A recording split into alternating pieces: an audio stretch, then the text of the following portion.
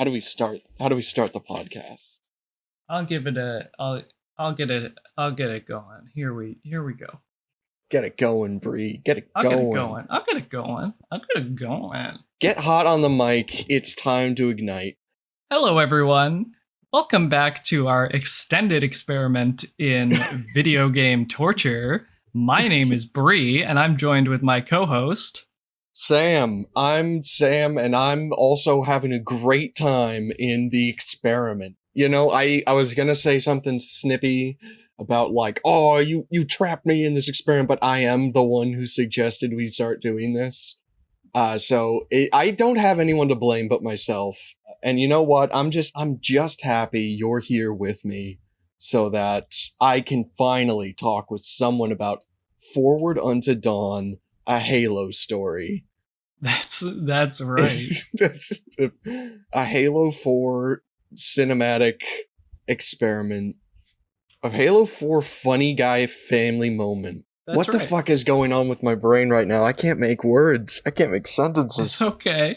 It's okay. Our brains may have been broken because the story of Halo 4 began at dawn, and now we're here. Now it's evening when we're recording. So today's episode is Halo 4 Forward Unto Dawn, a live-action film released in 2012. So last episode, we received a lot of positive comments on our first episode, and I am very, very thankful for everyone for giving the pod a chance and just coming to see us talk about movies. I know people were unsure what the format of this was going to be since we covered the first video game movie, and we claimed as much, so people didn't know if we were going to go in order. The order is we're just going to do whatever the heck we want, and I do need to make a correction from last week's episode. Oh? I got a note from one of our dear listeners, it was Nicki, that I pronounced the name John Leguizamo. It's actually John Leguizamo. And I said it wrong the entire podcast. So I need to issue that correction. That's the only thing that we got wrong, by the way. Everything else was fine. Everything else was 100% correct and accurate. We got like 300 views. We're basically like Mrs. and Mrs. Beast right now. Like, we're kind of fucking crazy. We're the Madam's Beast, okay? We're the Madam's Beast. Okay. Halo 4 Forward Unto Dawn. On our agenda, we have an agenda this week. We're very excited about that. Halo 4 Forward Unto Dawn. This was a project spearheaded and commissioned by 343 Industries, who took over the Halo franchise from Bungie. You may know Bungie these days for making mistakes. So 343 was set in charge of the Halo franchise in order to make new video games, but also supervise multimedia projects like comics, books, and in this case, a movie for an Xbox 360 media app. Kind of. We'll get into that. So Halo 4 Forward Unto Dawn is a tie-in to Halo 4, the video game, the first major original project from 343 Industries. They sort of wet their toes with Halo Combat Evolved Anniversary, and then they did Halo 4, which we're going to talk about. We'll talk about Halo 4 in a little bit, because it is in the title. That's true.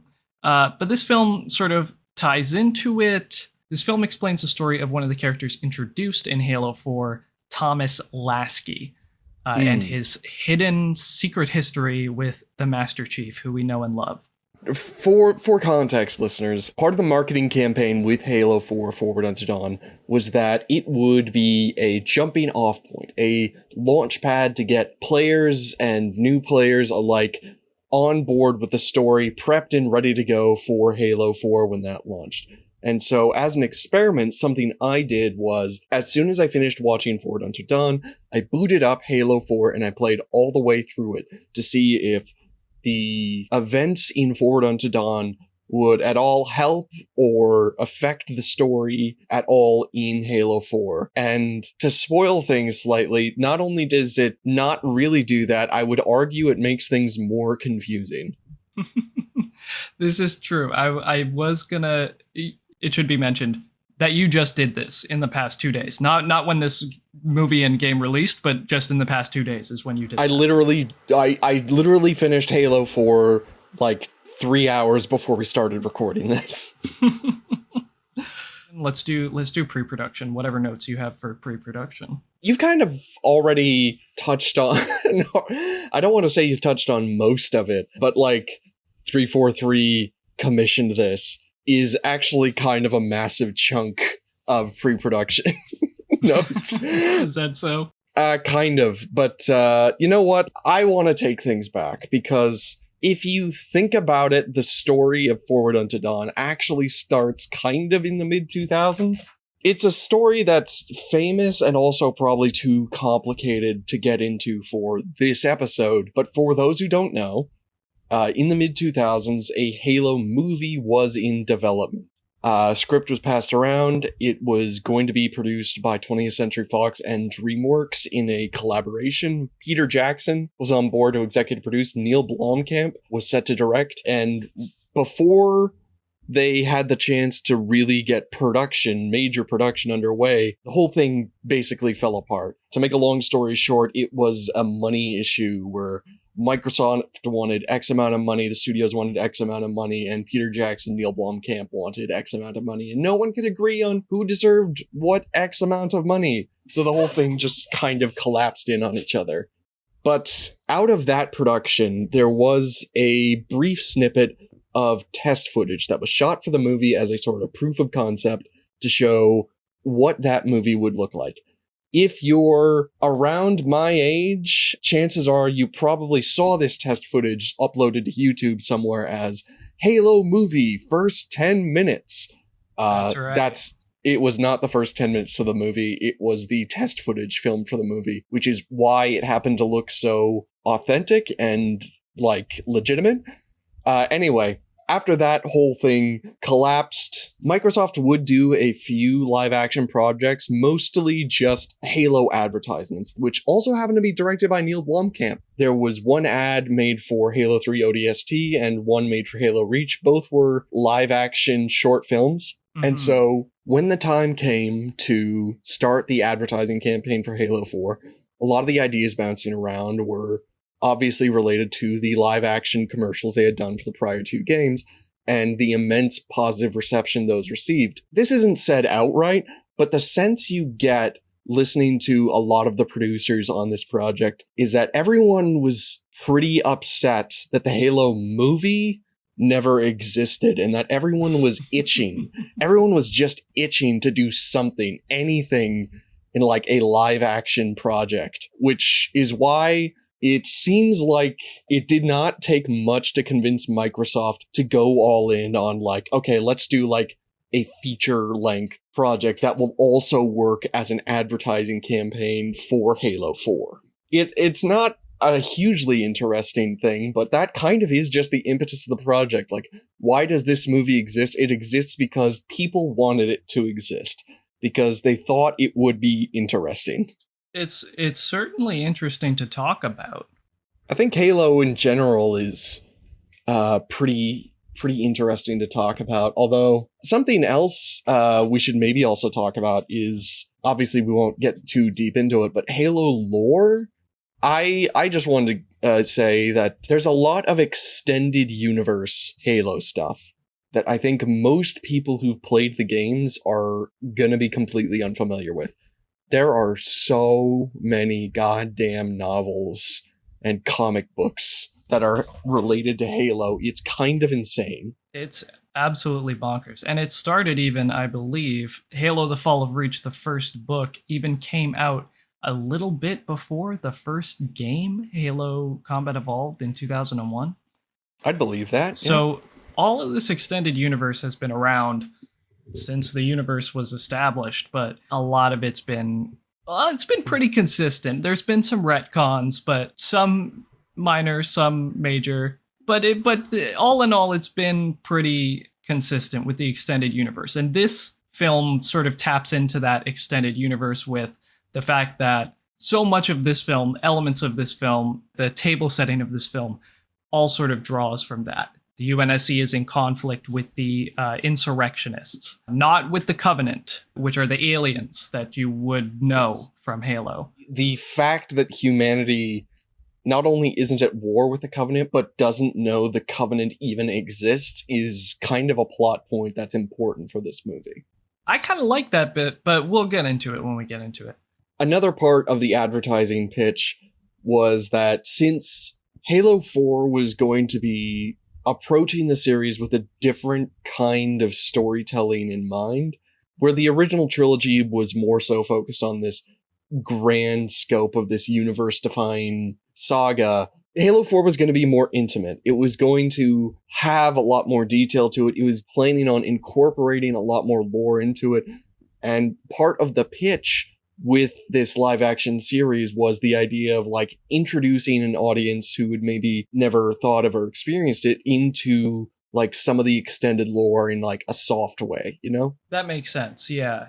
This movie definitely takes a bit of that. And I mean, we do get a bit in this of the sort of the 343 era has been largely defined by its character work, for better and for worse. I like a lot of what 343 has done. This is controversial. I like a lot of what 343 has done with the storytelling in the 343 era. I didn't finish Halo 5 though, so take my opinion with a Halo ring of salt. What the fuck is a Halo ring of salt? Girl, I'm trying. I don't know. Okay. A lot of the characters in the Bungie era worked more as caricatures, and that does work for those games. They're kind of playable action movies in a lot of ways, where the 343 era games have tried to go deeper with the characters. Again, mixed results. I literally just finished playing Halo 4, and you know what? I can mostly vouch for it. I think there were a lot of really good, interesting decisions in there that I know don't jive with a lot of people, but like I kind of love what they did with Chief and Cortana. I do too. This is what I mean. 4 and Infinite, I love what they do there. 5, yes. We can... We'll get to it when we cover fucking Nightfall. Don't tell me I have to watch Nightfall, Brie. Don't tell me that. We're getting to Nightfall. Not next time. We are not doing a Halo thing next time. No. And also, I'm going to put my foot down on this. We're watching Halo Legends before we watch Nightfall, okay? This did release as 5 episodes on Halo Waypoint initially. Halo Waypoint, which was an Xbox 360 app. You got access to this web series and or movie. It was shot as a movie, by the way. They just decided to release it as a web series. Not to interrupt already, but that's something interesting I noticed while watching a lot of the behind-the-scenes materials, is that people frequently refer to it as both a movie and a series, like interchangeably, as though like they weren't sure. That's interesting. I should also say it wasn't exclusive to the Halo Waypoint channel. Right. If you purchased the Halo 4 Legendary Edition, you did get access to it through the Halo Waypoint app. No. It was also released on the Machinima YouTube channel. That's true. They wanted to push this as a web series, even though today it's mostly seen as a movie. Yeah. Obviously, the web series as it existed on YouTube is gone because the Machinima channel was deleted many, many years ago. And alongside it, everything on the Machinima channel. But the way you're most likely to watch this thing now is as a single edited film, either on Blu-ray, DVD, or like Netflix or something like that. So at the time, I think people were kind of mixed on this. These days, I see it brought up a lot in the Halo community as like the gold standard for what a Halo movie should be. And I must say, my controversial take, which is that y'all need to dream a full dream, because this movie is, I have found elements to like in this movie. This cannot be the gold standard for a live action Halo project. And I get the sort of rose tinted glasses with this, because what we have since this for Halo live action is Halo Nightfall and the Halo Paramount Plus show. So, like, yeah, this is probably the best out of all of those things. And this has all the elements of Halo that like a fan would want in Halo. It's got the aliens, it's got Master Chief kicking ass. It's got an hour of nothing. It's got an hour of nothing, which they must have pre-taken from Halo 5 walking around missions. Got their ass. Boom. We can do better than this. Ah, damn. I just realized I wanted to open the podcast by making a joke. I was gonna go more like forward unto yawn. But it's too late for that now. Oh, well, yeah, I guess I won't react to it if you put it in, so I don't, yeah. No, it's too late. If I'm gonna put it in the podcast, I'm gonna leave it right here. Okay. Where it is. Awkward and weird and uncomfortable as it is. I've ground this fucking podcast to a halt. You're gonna hear my stand-up now. Fuck you. I'm sorry, that was rude. That's okay. Another reason I think Microsoft was probably good to go on this was one of the producers they brought on board was also a producer on the similar machinima-related ad web series thing, Mortal Kombat Legacy, which, for those who don't know, Mortal Kombat Legacy was a series of short vignettes that were done up with a certain amount of production value that was also later released on home video and was also done up as an advertisement for the Mortal Kombat reboot. And that had apparently been very successful for Warner Brothers, which is probably another one of the reasons Microsoft was so willing to give this the green light. I remember hearing good things about Mortal Kombat Legacy at the time. Also, the Warthog. It's a very good looking Warthog. Very nice. It works. It's an actual fucking vehicle that moves. That Warthog was built for the fucking Halo movie that got canceled. It was built for that test footage, and they've just sort of had it around ever since. It was also used in the live action ads for ODST and Reach. And so when they started filming this, they realized, hey, we can just use this because there's only one that exists, apparently. Yeah, this movie has some interesting prop usage, and its production design in general is kind of funny to look back on, just because there's a mix of different sort of eras of Halo. But I'll get into the other prop reuse later on. Is it time we start talking about Halo Forward Unto Dawn, the actual movie? Yes, please. Okay, so this film follows our brand new character, Thomas Lasky, in his journey at the Corbulo Academy, where he's training to be a Marine. He's got some doubts, and then the planet falls under attack by the Covenant, and they are rescued by Master Chief, and Lasky learns the meaning of Christmas. And bracketing this entire film is CGI setup for the main plot of Halo 4. My copy of the film opened with a brief snippet of student interviews where we get a brief overview of the cast, which apparently does not exist in Brie's version of the movie. Nope, didn't see it. It's a bit of a weird way to open the film. It is, especially because it cuts from the interviews to the Halo 4 prequel sequence and then back to the Academy. That's very odd. After the interview, we have a brief CGI sequence where Cortana from the Halo games is getting a little quirky. And she's like, do I wake up Master Chief? I don't know, maybe I should. And then we see some fucking guy listening to a distress sequence, and he's like, wait a minute. I remember being a teenager. And then we cut to the Academy, where teenage him and a cast of quirky characters are doing a fun military training exercise. I should say the setup for Halo 4 here feels very disconnected from the rest of the film. Like, after this Halo 4 Cortana stuff is done, it seems like the actual movie starts. I feel like there's a disconnect here between the filmmakers and then the folks in post-production who may have been influenced by marketing. Like, the film the filmmakers made is sort of different from what this is supposed to be as a package. I'd agree with that. I think part of it might also be a side effect of editing the web series down into a feature-length film, because from what I understand, when the web series was released in 5 parts, each one of those 5 parts opened with a little snippet of the Cortana sequence. Even still, it's completely irrelevant to everything in the film.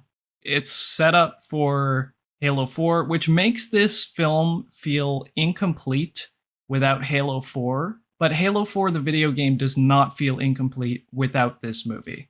Another note I wanted to bring up, just while I'm thinking about it, is that one of the notes the producers said is that they hoped that this live-action series might garner new fans who have never been a part of Halo before, who don't know what Halo is as a video game, but are interested in, like, sci-fi action movies. Hopefully they could, like, get some of those people in.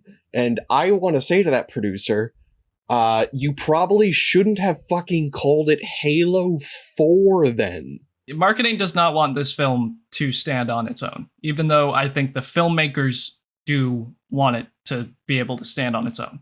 Nowadays, it's like, okay, this is a bit weird. It only makes sense if you only view this as an advertising puff piece for a video game and not its own thing, which I think everyone else involved with the project viewed it as. So we're at the academy. We have a live fire exercise. We're introduced to our main guy, Lasky, who is having some trouble after coming out of cryostasis. This sequence is a bit of a fake out. It's like you might think that he's really in war, but then they play a big buzzer or whatever, and the commander steps out on the field. And she's like, "You idiot, you dumb son of a bitch." Yeah. And he's like, I just saved the day, and then she shoots him in the chest with a paintball gun, I should mention. With a paintball Halo gun. That's true. The main gist of this sequence is that Lasky is being commanded in his squad. The squad leader makes a command that Lasky thinks is going to get everyone killed. Lasky has an alternative plan that he thinks will work, and so he runs out essentially to be a sacrifice for his squad in order for his squad to achieve victory. Mm-hmm. He's reprimanded for this because he goes against orders. And I know what you're thinking, because you, listener, you have seen movies before. You know where this plot is going. You're going to think, okay, Lasky needs to stop being so hot-headed.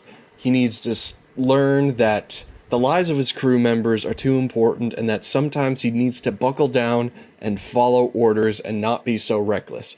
You are incorrect. There is no lesson for Lasky to learn. He has already learned it. This thing he does at the beginning is the thing that saves the day at the very end of the movie. There is no arc. Yeah, it's a weird message that this movie doesn't have. So Lasky gets reprimanded. They have to walk back. The whole squad is disqualified from the training, or they failed the live fire exercise because Lasky went against orders. And then the commander of the facility comes in and he says, "You are all disappointing to me. This academy is named after this Roman guy who sacrificed himself. You should all be like this guy who sacrificed himself." Now, to be fair, he says that this guy sacrificed himself because he received an order to end his own life and he followed through with the order. But this felt so silly. Yeah. Like, he did that. He did sacrifice himself at the beginning.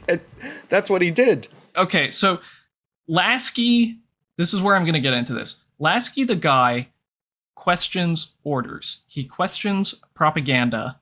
He questions whether the military is doing the right thing. Because, again, the enemies of the human military of this time are human insurrectionists. Essentially, humanity colonized a bunch of planets, and then the planets furthest from Earth sort of became agitated with how much they were getting taxed, etc., how much support they were getting from Earth, and so they decided to rebel. So humanity's at war with itself, with the main Earth government being the sort of more powerful force in there. So Lasky's questioning orders, Lasky's questioning propaganda. He thinks that if they were in a firefight with the insurrectionists, as they call them, the innies, if they're in a firefight with them, maybe they can negotiate. Maybe these guys are just overtaxed farmers. He has compassion for his fellow human beings, where every other character in this does not, except for Master Chief. But there's a really weird disconnect, I feel, that this happens. It's fine that this happens. I like that he questions orders. I like that he questions propaganda. And then the Covenant come in, the aliens, and everything is dropped. Yeah, this is an aspect of the extended lore that doesn't really get brought up a lot in the main games. Granted, I don't remember a single goddamn thing that happened in Halo 5, so if it's brought up there, then forgive me. But something I think is interesting is, like I was saying earlier, the original trilogy is more so focused on this grand epic sci-fi plot about the destiny of the universe and all that. And if you read any of the extended universe lore, there is so much about, like, the government and these smaller factions and backstories, characters, and what you come to realize exploring a lot of this material is that humanity is the baddies. In a lot of cases, yes. I don't know if I want to go so far as to say, like, the UNSC is completely fascist, but if you pay attention to the background lore and, like, what the military and the government has been doing, they are very clearly some very evil people doing some extremely fucked up things. The entire Spartan program, in and of itself, is such a cruel and inhumane thing to do that, like, it's impossible to defend from a moral standpoint.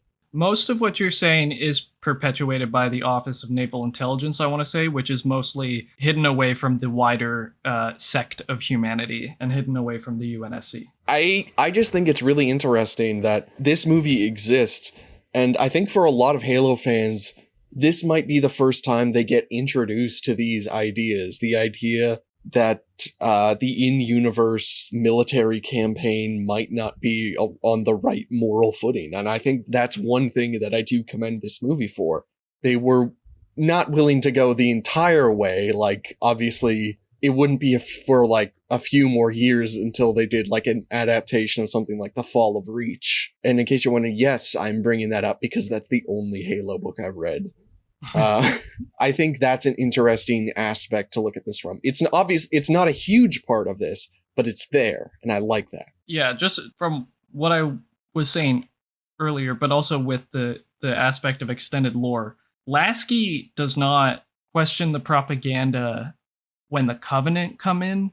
He's ready to accept that the Covenant is all evil. And with the extended lore in the extended universe, we know that isn't true. I mean, they are attacking the base, so I mean, it's kind of irrelevant.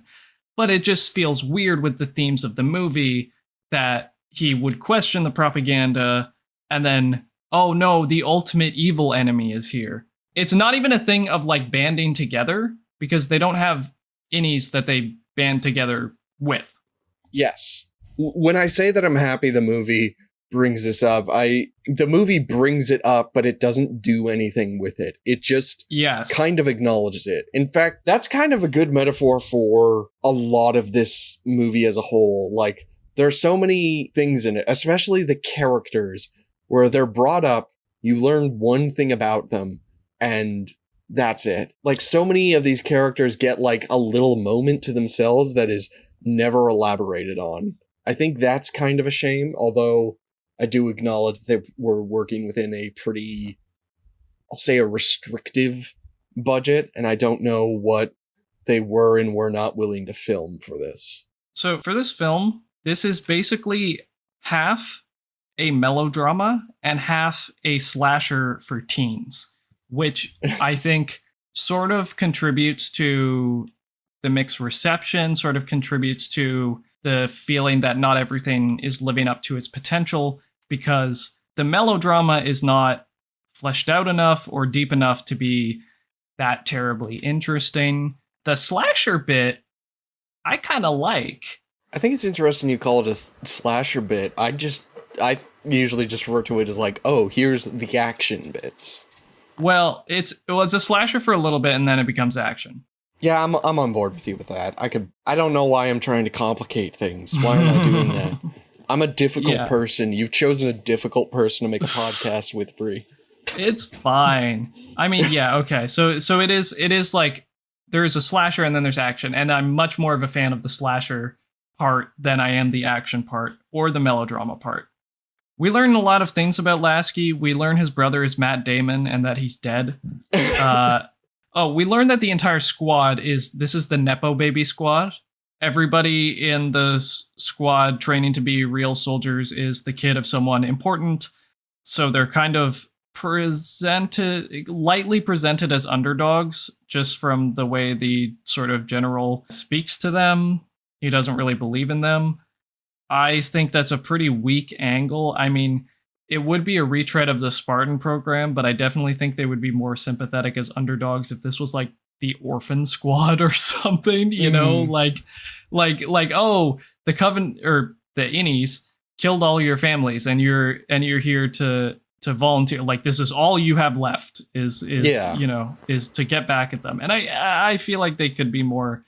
You're asking me to sympathize with a bunch of Nepo babies. I know they're going into the military to be chewed up by plasma, but it's, on the subject of morality, it's very funny how, like, Lasky is almost the only one who's like, I don't know, I don't want to kill. Because everyone else is like, I'm ready to I'm ready for blood, baby. Fucking, if I see an innie, it's game time. Yeah, especially his best friend, Rey Skywalker. Yes. I was gonna say Daenerys Targaryen. I kept getting she wants to be on Game of Thrones vibes from her every time I saw her. That makes sense. Yeah.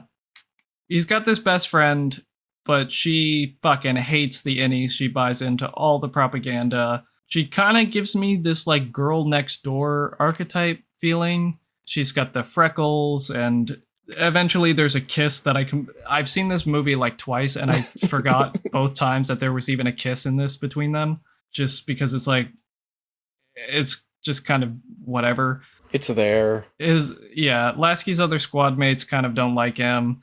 His brother's dead. His mom ignores him. So he's kind of a loner. Self-sacrifice is maybe his outlet through this. Like, maybe I can be worth something. Maybe I can pay the price of my life to be worth something. It's like a melodrama that's not interesting.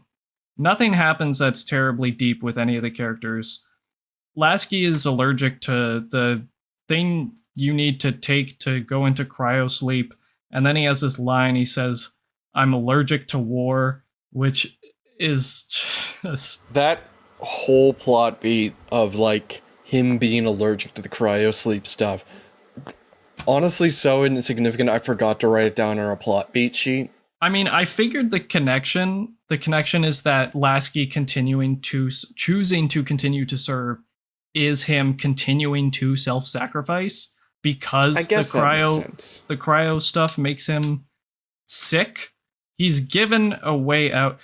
Honest to goodness, we can fucking skip all this shit until the Covenant come in. Like, he's given the choice. We can't skip it though, because that's an hour of the movie, and there's only an hour and 20 minutes in the movie. God, you're right. The be all end all of it is that he gets the opportunity to leave the military, and he debates whether or not that's going to happen. But he doesn't have time to make that choice. Should I just quickly run down everything that happens between like that point and the Covenant showing up? Because that's where the fun stuff is. There's another training exercise where Lasky decides to take charge, and he defeats the enemy team by doing a funny trick where he places all their helmets next to each other so the enemy team doesn't know where they are, and he uses that to his advantage, and he's like, aha, maybe I can be a good leader. Yeah, so Lasky's a good leader. He thinks outside the box, and he can get people to follow him.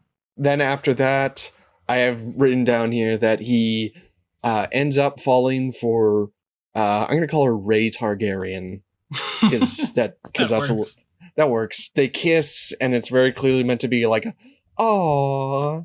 She dies later. Spoiler alert. And I think it's literally right after that kiss, that passionate display of love, where they are woken in the middle of the night because something is going on. We don't know what it is, but it's they're going for the second kiss, and then that's when the alarm to evacuate to the tether comes in. Damn. Cock blocked by the Covenant. Cock blocked by the Covenant. That we don't even know. We don't even know what the fuck a Covenant is. Exactly. Covenant blocked. Is that anything? That is everything. That is everything to me.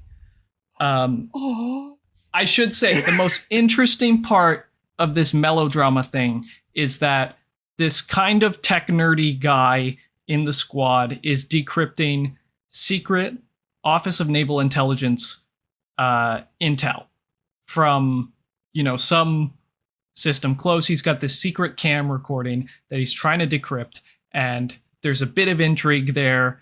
And this is what was most compelling to me, and this is the part of the movie that makes the Spartans and the Covenant not come out of nowhere, even though if this wasn't in the movie, they would absolutely come out of nowhere. Yeah. He's decrypting this footage. He shows it to the whole squad, showing Spartans in action, showing innies working with the UNSC, and then, as a very brief tease, they don't know what they're fighting, but what they are fighting is the Covenant. And this stuff is interesting. I think it's fun. It is the most interesting part of this melodrama part. The most interesting part to me is when the footage is completely encrypted and the last thing they see is a Spartan soldier, and none of them know what the fuck they're looking at. Because within the timeline of the universe, Spartans aren't like a known thing yet. They exist, but like they're supposed to be like secret soldiers that like the public don't know about. Yeah. And us, the viewers, we know Spartans. We've been playing Spartans in every Halo game except for one of them. The one where we play an ODST. That's right. Halo 2.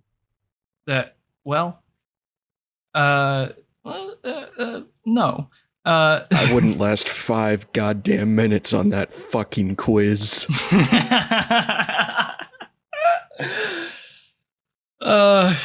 It tests me too. I believe at this point in the timeline, Spartans have like just been deployed, so it is like still a secret. For reference point, for those who don't know, Spartans were created originally to fight the insurrectionists, and it was only after the Covenant became public knowledge that they were revealed, and the propaganda line they went with is that the Spartans were created to fight the Covenant, which is lies. I think. We'll get to it when we cover the Hunt the Truth podcast in episode 400. The fucking what? Brie? Don't worry about it. Okay, so the slasher. I want to talk about the slasher bit. This is like the best part of the movie. So after that lovely kiss, the Covenant attack, they destroy the space elevator. Hold on. I want to talk about that because that's got some tension building and it's really fun. Okay, so we got this big space tether, and everyone's lining up to evacuate through the space tether, which is a big space elevator. It goes up, takes them to a presumably a platform in atmosphere, which has spaceships so that they can just go and leave the planet. Nobody knows what's going on. The hallway's super packed. One of the squad mates uses her Nepo baby powers to get on the tether early. The tether starts going up, and the setup for this, I really like. They have this fun skylight that shows you the tether and the sky around, and it's a dark and stormy night. Then the Covenant corvettes show up. They start blasting the space elevator. A bunch of chunks and debris starts coming down. ODSTs start dropping in very close, which is very worrying. A bunch of fighting is heard outside. The space tether collapses. The hallway is filled with smoke and debris, and it's crazy.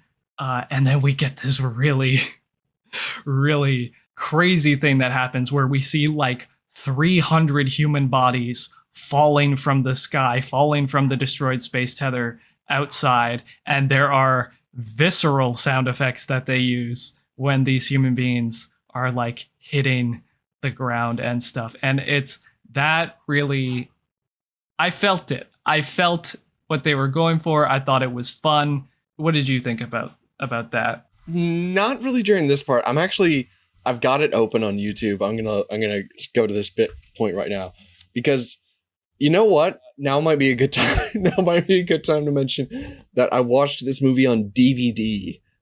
So I didn't watch it in HD resolution. I watched it on DVD on my original Xbox because I'm freaking epic. So I actually didn't. Maybe it's because I was watching it at like 480p that I don't remember seeing the bodies falling. Oh. I'm gonna look at the scene right now. Oh, fuck. I completely missed that. God damn. Okay. Isn't that visceral? That's fucked up. That's fucked up to think about. It is. I can't believe I didn't notice that. This is why I say it's a slasher for teens. Some of the violence here is actually like, I was originally going to say that before I rewatch, I was going to say that half of this movie is a slasher for kids. But no, this is like, some of this shit is visceral. The general, who is like the only person in power nice to Lasky, gets hit with a fucking needler and explodes like a balloon. Some of this shit that they put in here is like surprisingly, I keep using the word, but visceral. It's not like super gory, but it's just a bit surprising from the nothing happening the rest of the movie, that it's like, hey, here's those characters you were watching. We don't give a shit if you like them or not. They're all gonna fucking die. I don't think like the action elements of this movie are anything exceptional, but after sitting through an hour of characters mostly talking to each other, it's kind of crazy the amount of juice it feels like it's got in the last 20 minutes. Yeah, no, absolutely. And I mean, I really like this slasher bit. It's especially when you play the Halo games, you are a Spartan, you are the most powerful human that humanity has ever had. You're taking down these aliens like it's nothing. And these kids are threatened by one elite. You have killed, you as the player have killed hundreds, if not thousands, of these aliens. But these kids aren't Spartans. These kids are, Nepo babies. So they're seriously under threat by this one alien. And it's an interesting perspective in contrast with the games. And it also plays to the strengths of film, that you can take this concept. In the game, it works like this. You kill hundreds of them. In film, if you tried to do like a slasher bit in a game, I don't think it would work as well. But in a film, films are so like, this is the perfect ground for that kind of thing. And so this is where I think the movie shines the most. I would have liked to have more slasher stuff happening. But this is cut short by the arrival of Master Chief. Just at the last second, these kids are cornered. There's an elite there with an energy sword, and he's about to kill the fuck out of them. He's already killed most of them. Who could it be? Who could it be? That's right. It's him. It's Bungie's special little boy, the Master Chief himself. As soon as Master Chief shows up, it's... what am I talking about? What the fuck am I saying? If you look at any of the advertising for this, they put fucking Master Chief all over the goddamn place. If you see the trailer, it ends with it being like, whoa, Master Chief's here. If you buy the Blu-ray, he is front and center on the fucking cover. So it's not like a surprise that he's here, but I do think it's very funny that he only shows up at the tail end of the movie. And I also think it's a shame because he looks really good. He looks really good.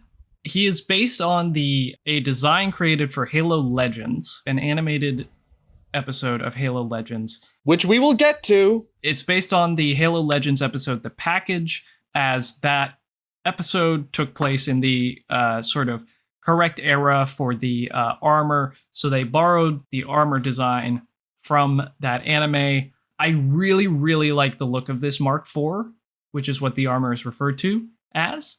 I think the execution is a little shy of perfect. You mean like in terms of like physical performance or like how they frame him or like the suit itself? So they cast the guy who played Colossus in the X-Men for this because he's big and his physicality is really good, but somewhere between his proportions and the prop design, something doesn't work and he's a little too lanky. That doesn't really bother me that much, especially part of the reveal at the end of the story is that they find out that like, oh, all these Spartans are like younger than they are. They're like people in their teens. So the idea that like yes, this is a younger John who's like a little lankier, he isn't quite as beefed the fuck up yet. I'm mostly okay with that, I think. I can see that perspective, and it's definitely like a fair point. I just think part of it for me is, especially in a lot of the promo images, the helmet is just too short. You can kind of see his chin poking through in a lot of the promo images, and I think that sort of throws the whole thing out of proportion. And it's also like his torso is very long. like again, it's somewhere between this guy's physical body and the production design. I think production design maybe just kind of slipped, but something about the suit is less than perfect, even though I love the look of it. Now might be a good time to mention that the Master Chief suit was made by Legacy Studios. You don't know that name, actually. I'm willing to bet money you've never heard of them. But it's worth noting they have worked on a lot, and I mean a lot, of high production work. They made all of the superhero suits for the first Avengers movie. Oh, wow. I didn't know that. Yeah. It's a really great design in the first place, and then it's a really great adaptation of that design. It's pretty wonderful, and I mean, especially like the material look of it. There's this one point that goes into slow motion where a jackal is about to snipe the kind of tech whiz nerdy kid, and Chief comes in real fast to block the next needle from piercing right through his head, where you can feel like, yeah, that material is tough enough to take that, high velocity, high impact projectile. It's really great. I also want to shout out the visor on this suit.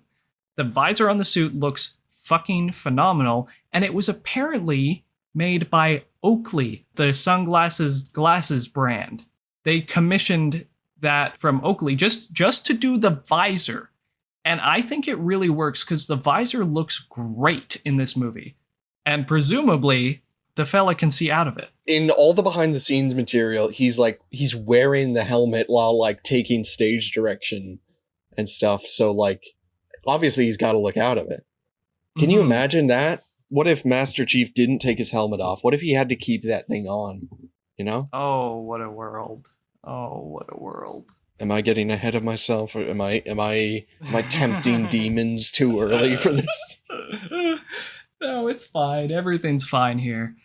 You know what? Actually, no, I want to say this again. The actor who played Master Chief talked in the behind the scenes about the interesting difficulty of having to express and emote while wearing a helmet. And it's like, yeah, it is possible. You can do it. Like, you gotta be careful because it's really easy to overact when trying to emote without a face, but you can fucking do it. It's possible, guys. It's entirely possible. It's even a valid form of performance, especially because you are challenged in different ways than you would be with your face.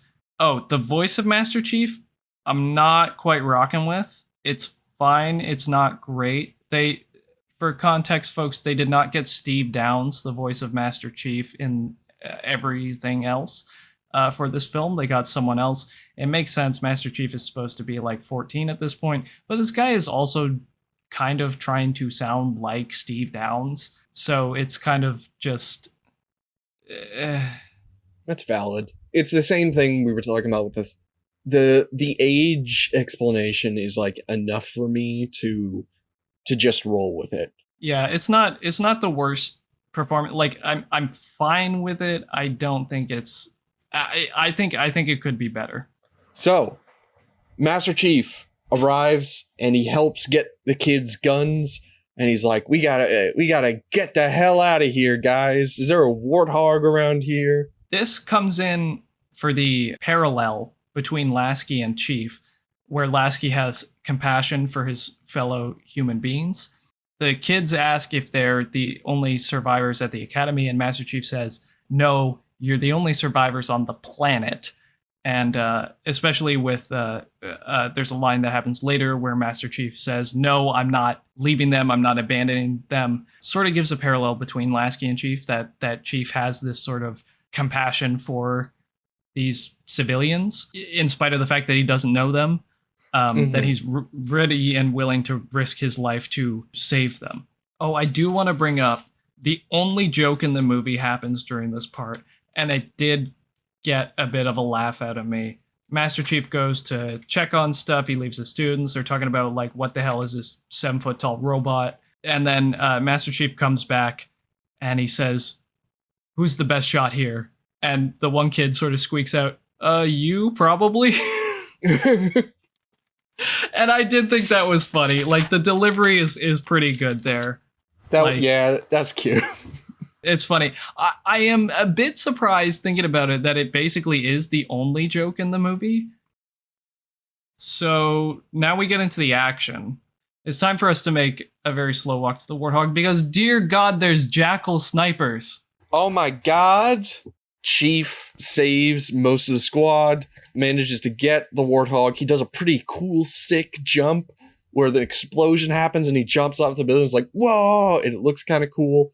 And then they get on a Warthog and they start making their way through the forest. Chief is on the turret. They're gunning down Covenant as they make their way. Oh, I do want to say, just before you get to that stuff, there's a very fun moment, which is unfortunately abandoned, where I think is a fun moment. These cadets run out of ammo, and Cadet Silva picks up the Covenant carbine, the alien weapon. She has no idea how to use it. She misfires it at first, but then is able to come to grips with it and counter-snipe a jackal sniper, which is a fun moment, so easily forgotten because I guess she just gets rid of the gun, and part of the plot later is that they don't have any ammo, even though I suppose there were probably a lot of alien guns lying around and they didn't seem that hard to figure out. But I just thought it was fun that she gets to use the Covenant gun. But then the movie completely abandons that. Like, they get into the Warthog, she doesn't have it. This driving through the forest is not very interesting. I think there's a fun shot where Chief is gunning down some jackals, and there's a fun element to the shot where the jackals have these lit up yellow eyes, like almost like they're like caught on a wildlife cam or something. I like the look of that shot, but there's just like a lot of slow motion, a lot of driving, not much is happening there. And this portion of the action comes to a stop when Lasky runs over a jackal and the Warthog stops working, so they got to go the rest of the way on foot. Rey Skywalker was hit by a needle. She has this huge fucking needle sticking out of her stomach, which is crazy. It's not supposed to be there. It's not supposed to be there. So they go back to this sort of outcropping from the beginning of the movie where they try to save her, but she has her last moments. Cadet Silva being the gal that Lasky kissed earlier. She ends up dying right there at that little outcropping. Lasky's actor gives a pretty good, like, he has this moment where he's sort of crying and mourning her, and I think he gives a really, really good performance to sell that emotion right there in that moment. The film moves on from it very quickly. Like you said earlier, the fucking theme of this movie is the movie bringing something up but not having the time or the focus to elaborate on it to any meaningful degree. Okay, so after that, they have to leave because some hunters are coming. But before he leaves, Lasky looks into the reflection of this like bunker outcropping thing. He did this at the beginning of the movie, and this is meant to be a parallel about how far he's come, but it is just so weak, it just doesn't work. Despite everything, it's still you kind of moment, but it does not hit. He looks the exact same, but he has a little bit of dirt on his face. And I know the moment isn't supposed to be about how he looks. I know it's about everything that's happened since, but how he looks does also play into it because this is a visual medium and it's supposed to be this thematic thing of just contrast. And it's just he's got a little bit of dirt on him. And so I think that parallel unfortunately just doesn't work, which is too bad that it doesn't, but it makes it feel like a waste of not a waste of time, but it's like this you have to sell this better. Yeah. The hunters are here. They do this really fun thing with the hunters where the forest is sort of covered in fog and you see these sort of green lights, ambient green lights coming up, and they're very overbearing and they're very bright. And I really like the visual of that. It makes the presence of the hunters effective without being able to see them. And there's some fun little effects there, whenever the hunters fire their cannon, it makes a big green explosion. But we eventually wind up in a situation where Master Chief and all the students are cornered. They're out of ammo, and there's still one hunter between them and their exit. And Lasky looks inside himself, and he's like, folks, I gotta do it. The thing I did at the beginning of the movie. And then he runs out saying, I have learned nothing. Maybe that's an inherently negative way of looking at it, Well, see, that's the problem is we kind of don't know what the movie, because the movie doesn't really have a message. It does, actually. The message is pre-order Halo 4 at GameStop. That's right. Out November 6th, 2012. Go vote in the election. Vote for right. Obama. Before you play, because when you boot the game up, they put a message of the day up there and they said, it's American Election Day. You need to vote. By the way, I got this message when I played Halo 4 on launch day. As a Canadian citizen, I didn't have fucking shit to do with that, okay? Can we not sort this by region? How do we not have the technology for this? Fucking Master Chief sticks a grenade inside that hunter's backside, blows him up, blows him to kingdom fuck. Well, Lasky gets hurt. Lasky runs out to sacrifice himself. He gets knocked over. He keeps going. He gets knocked over again. He gets hurt. But this does give Master Chief the opportunity to climb onto this motherfucker and use a scrapped gameplay mechanic, which is to board a hunter and plant a grenade into its back. By the way, if you're unfamiliar with Halo, hunters are big aliens, which are colonies of worms. So Master Chief just sticks his hand into these worms and plants a grenade like right in the middle of them. This hunter explodes. The job is accomplished, but there's still the question of is Lasky okay? But then Master Chief retrieves a piece of debris that he later gives to Lasky as like a commemorative thing. It's a rock or shrapnel or something. Yeah, like it's a moment where it's like, here's something to remember this by. And I get it, but it's weird. It would have made more sense if there was like, from a storytelling perspective, it would have made sense if like Lasky like had a lucky necklace that he always carried with him. And in that final battle, it got damaged, but then Chief brought it back and gave it to him. Yeah. Like, maybe even if it was like Silva's dog tags. Yes. That would have been, That would have worked too, yeah. But they're like roughed and damaged to like represent, you've changed, you're different now. Somebody hire me. Hire me to write things. So fucking good at it. So Lasky's okay after a moment of yada yada. They get to this Pelican, this evac, and Fred and Kelly are there from the books. They're using armor reused and repainted from the Halo Reach live action Deliver Hope trailer. They do a funny thing with the helmet where they glue a knee guard onto the front of the helmet to make it look like a different helmet. It does create a bit of a weird mismatch where Master Chief's Mark IV armor is beside the Mark V-B armor, which is in a different art style, sort of. These guys are, in a squad together. Why do their armors look so different? But also two of them look almost exactly the same to each other. It's a bit of a weird thing. As someone who's not a massive Halo nerd, I was not bothered by this at all. That is good to know. I did want to. I mean, that's a good point. These fellow Spartans take their helmets off, and I thought that these guys were CGI. Right? They're not. But the movie, like, I guess compared to the other characters, maybe they're kind of out of focus. And they also have clean faces in contrast to our other characters who have a bunch of dirt and shit on their faces. Maybe they lit them differently or something, because something looks really fucking weird with them. Okay. We're almost at the end. We're almost at the end. We gotta power through this. Chief gives Lasky this little piece of debris.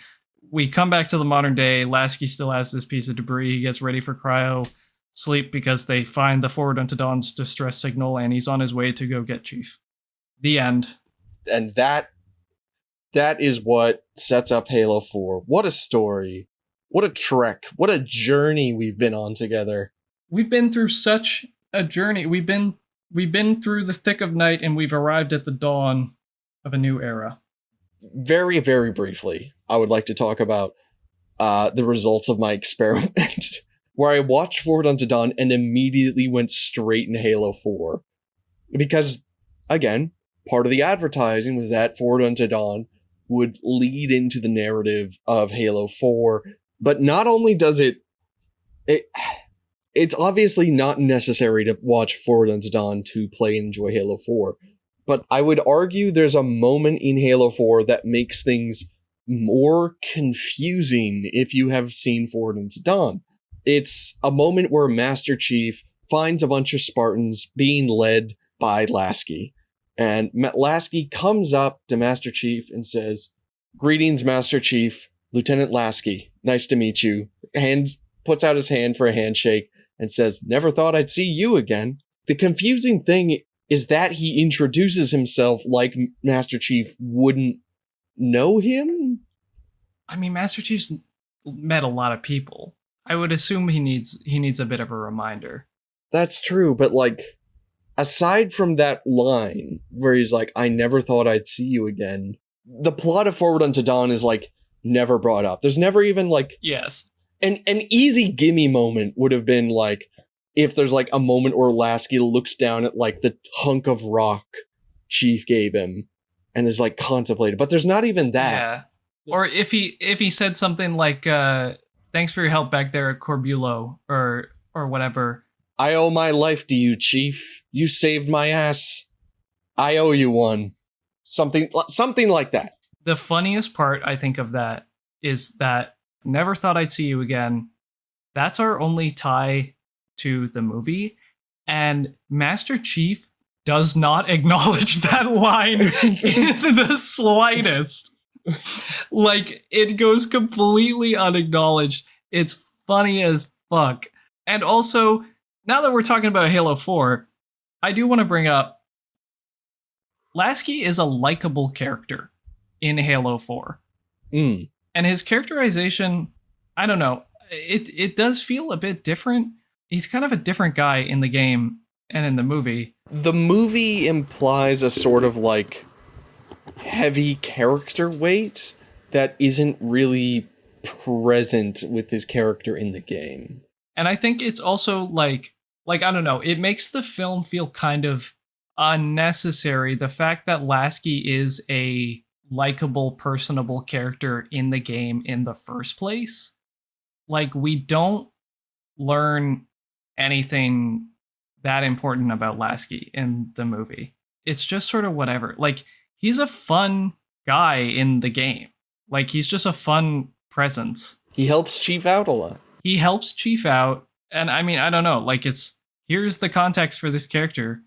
And it's like, okay, I don't know. This guy's already fine. He's already cool. We didn't need a backstory where he became a hardened soldier, military type, especially because his characterization in the games isn't really that hardened. No. Especially compared to the other military types he's surrounded by. Definitely comes across as a lot more lighter and likable, which goes against what this movie is trying to get across. He's been through some hardships, but in the game, he's just sort of like, I don't know. He seems like a middle manager, and then he's promoted to the leader. I don't know. It's weird. Lasky in the game has like 4 major scenes. Oh no, that's the thing too. Lasky is introduced like halfway into Halo 4. He's not even in every mission from there on out. And again, he only has like 4 major scenes in the game. One of which is very poignant, which is the ending one. Yes. I don't know. This movie also doesn't tie into a lot of what Halo 4 likes to focus on, which is the Forerunner stuff. Like, and what the hell's going on with that?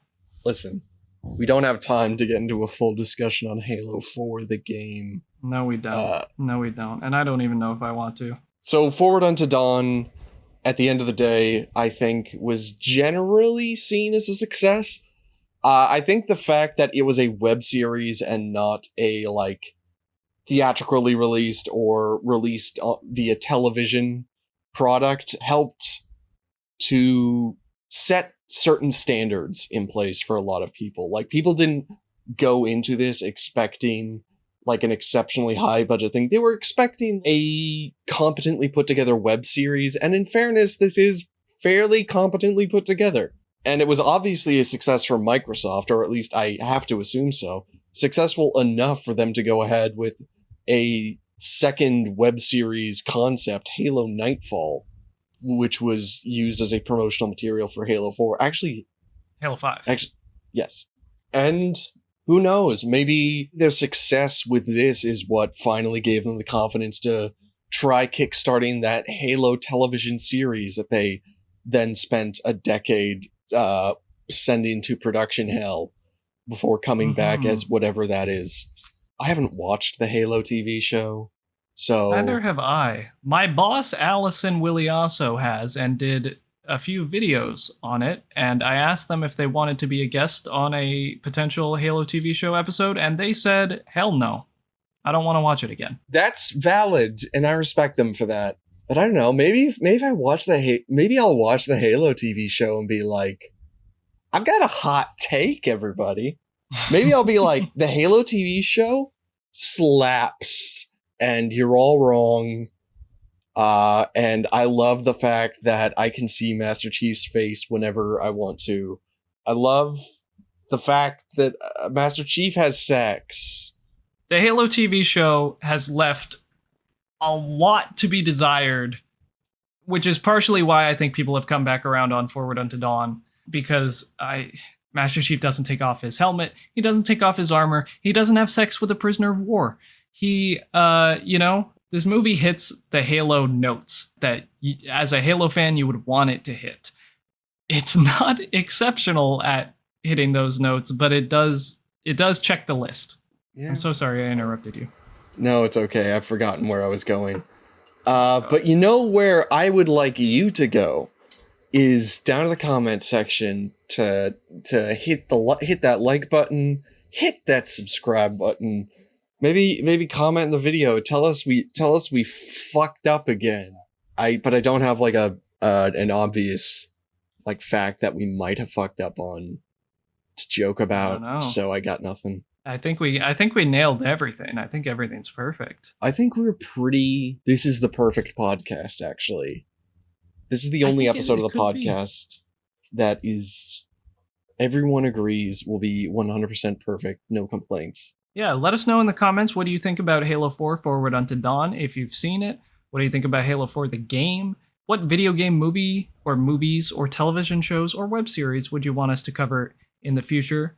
My name is Brie. You can find me at Wikimemia on Twitter and Blue Sky. My name is Sam. You can find me at Sam Default on Blue Sky.